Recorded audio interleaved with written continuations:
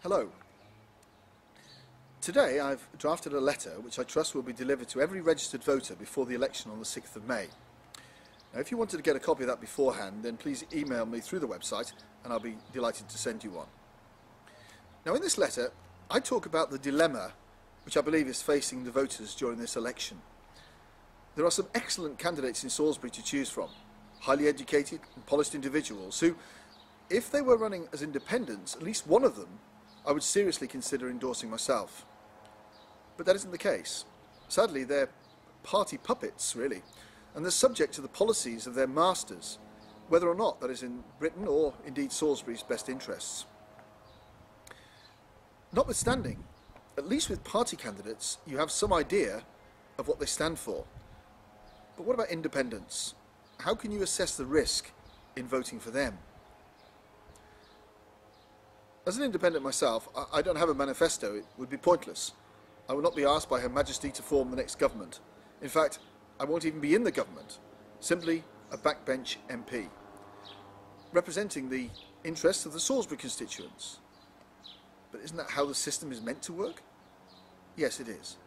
But political parties, well, they're really only interested in the electorate every 4 to 5 years, when the ability to wield power is up for grabs. Though I don't have a manifesto, I do have a Bible, and the teachings of which I love. You see, by embracing the truth it teaches, my life has been transformed from being a confused, dissatisfied individual who didn't really know what was right or wrong, to someone who has a clear basis for my life and the life of my family. Let me give you an example of this. I used to listen to Any Questions on Radio 4 30 years ago, and I can remember that the panellists, the 4 panellists, would each give very convincing answers, but then I realised they couldn't all be right, but I didn't know which was.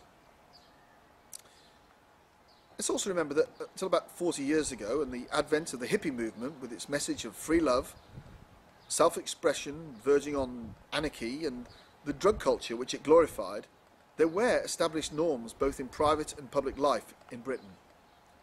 But these slowly went out of the window, and if it feels good, then do it attitude filled the vacuum. Any gardener knows that what you sow is what you'll reap. We can see how this has happened in British society to the point where in 2010, instead of being world leaders in innovation and manufacturing, offering world-class education to our young people, we head up shameful league tables for abortion, teen pregnancy, sexually transmitted infections, children born out of wedlock, etc. The re-establishing of traditional norms won't be an easy task. There are some groups in Britain who stand to gain at the expense of the majority. Regaining the moral high ground lost is a real battle, as John Major discovered to his cost with his back to basics policy when he was Prime Minister. That is why we must build our national house upon the rock of biblical truth. I'm not expecting this to be an overnight exercise, but I am committing to work tirelessly towards that goal whilst I'm in the House of Commons, if you are prepared to take the risk and to send me there in the first place. Proverbs 14:34 reads, "Righteousness exalts a nation, but sin is a reproach to any people." God bless you.